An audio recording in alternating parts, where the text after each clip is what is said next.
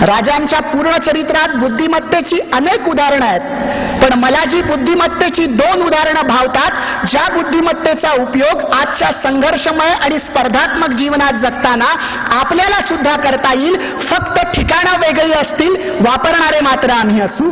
2 उदाहरणं अशी आहेत. एक तुम्हाला जे शास्ताखानाचं प्रकरण माहिती आहे, त्यात काय हो राजाने बुद्धिमत्ता चालवली आहे. नुसतं जाऊन हल्ला करणं इतकं ते सोपं नव्हतं. काय काय केलं होतं. कुणाला नवरा नवरी बनवलं होतं, नवरा नवरी बनवून पुण्यात सोडलं.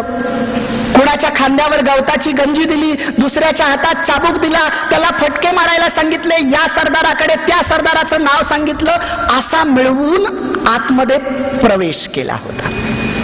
प्रवेश करणं सोपं होतं. आणि राजांच्या चरित्रातलं काय, शत्रूच्या कल्पनेत सुद्धा आणि स्वप्नात सुद्धा येणार नाही असं राजांच्या कल्पनेत यायचं. आणि नुसतं कल्पनेत यायचं नाही, नाहीतर हजारो लाखो कल्पना दिवसभरातून माझ्या डोक्यातून चालू असतात. सत्यात उतरवण्याची ताकद राजामध्ये होती.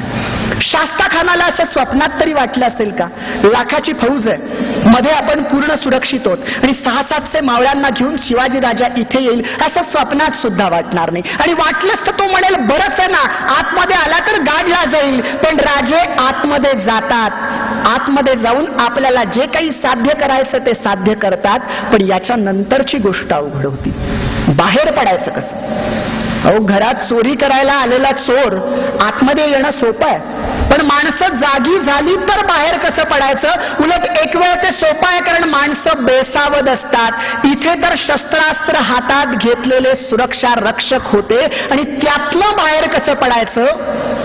राजाच्याच पुढच्या टोळीनं आवई उठवली, देखो शिवाजी भाग रहा है, शिवाजी भाग रहा है असं म्हणून शास्ताखानाचं सगळं सैन्य यांच्याच सैन्याच्या पाठीमागे आलं. कुठे, कात्रजच्या घाटावर.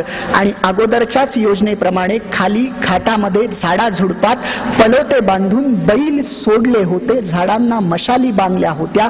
आता पाठीमागचं आलेलं सैन्य कसं सोडवायचं. बघा बुद्धिमत्ता किती आहे. आपल्याला सुद्धा कुणी आपल्या पाठीमागे लागलं की त्याला सोडवण्यासाठी काय काय खटाटोप केले तरी ती व्यक्ती बाजूला होत नाही, असा अनुभव आपल्याला आयुष्यात येतो.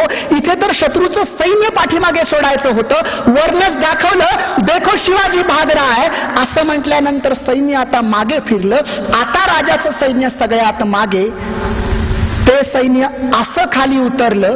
राजाचं सैन्य सिंहगडाकडे पसार, आणि शास्ताखानाचं सैन्य जेव्हा खाली जाऊन बघतं तेव्हा त्यांना कळतं, अरे हे तर बैल. आणि तेव्हा त्यांच्या लक्षात येतं की शिवाजी राजाच्या बुद्धिमत्तेपुढे आपण सुद्धा बैलच ठरलो.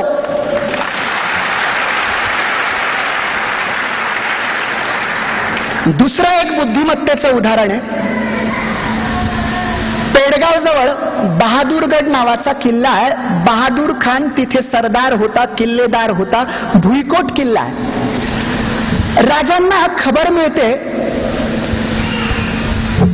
200-300 जातीवंत अरबी घोडे आणि काही खजिना त्या बहादूरगडावर आलेला आहे. राजांना तो लुटायचा असतो. पण बघा, कमीत कमी लोकांमध्ये आणि जास्तीत जास्त बुद्धिमत्ता चालवून हा खजिना कसा लुटला जातो. 9,000ची फौज असते या मोहिमेसाठी. फौजेचे 2 भाग केले जातात. 2,000ची फौज एका बाजूला आणि 60,000ची फौज एका बाजूला.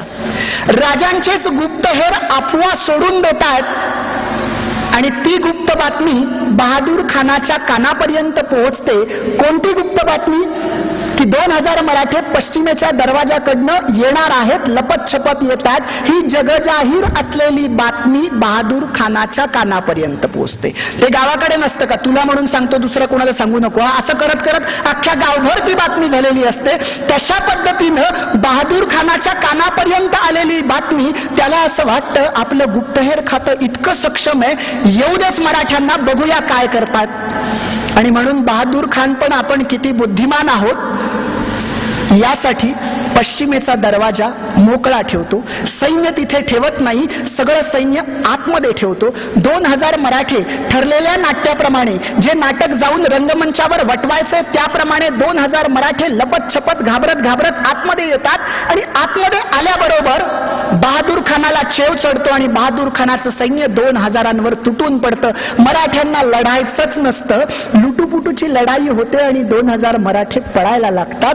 आता मराठे पळतात असा प्रसंग पाहायला मिळतोय. हा प्रसंग आयुष्यात परत कधी येणार नाही, म्हणून बहादूर खान गडावरचं सगळं सैन्य घेतो आणि या 2000 मराठ्यांच्या पाठीमागे लागतो. हे मराठे बरेच लांब पर्यंत बहादूर खानाला घेऊन जातात. मराठे म्हणजे वाराच, याच्या थोडी हातात लागणार आहेत आणि ते बरेच लांब जातात. गडावर आता कुणीही सैनिक नसतात.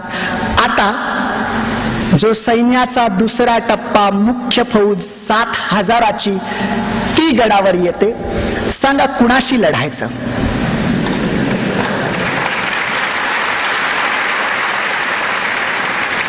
काय करायचं? जातीवंत अरबी घोडे त्यांचेच घ्यायचे, त्याच घोड्यांवर खजिना टाकायचा आणि कमीत कमी वेळामध्ये तिथून पसार होता येईल असं पसार व्हायचं आणि राजे पसार होतात. हे साहेब जेव्हा परत येतात, बहादूर गडावरचे बहादूर शिपाई, बहादूर सरदार, आणि गडावर आल्यानंतर त्यांना हा जेव्हा सगळा प्रसंग दिसतो तेव्हा त्यांच्या लक्षात येतं की या शिवाजी राजांना पुन्हा एकदा आपल्याला कात्रजचा घाट दाखवला. पेडगाव जवळ भुईकोट किल्ला बांधून राहणारा बहादूर खान खऱ्या अर्थानं राजाच्या बुद्धिमत्तेपुढे पेडगावचा शहाणाच ठरतो. आणि तेव्हापासूनच मराठीत पेडगावचा शहाणा ही म्हण आली की काय, वाक्प्रचार आला की काय, कुणास ठाऊक. ही जी राजांची बुद्धिमत्ता आहे ती तरुण पिढीनं लक्षात घेतली पाहिजे. त्या बुद्धिमत्तेचा उपयोग आपल्याला आज करता येऊ शकतो. म्हणतात 1 रुपया मी जर तुम्हाला दिला आणि तुम्ही मला दिलात तर दोघांकडेही 1-1 रुपयाच राहील. पण एक विचार मी तुम्हाला दिला, तुम्ही एक विचार मला दिलात तर 2-2 विचार आपल्या दोघांकडेही होतील. आणि म्हणून फक्त माझा नंबर देतोय. माझा नंबर आहे 9822 650 280. 9822 तर आयडियाचाच आहे. 9822 650 280. धन्यवाद.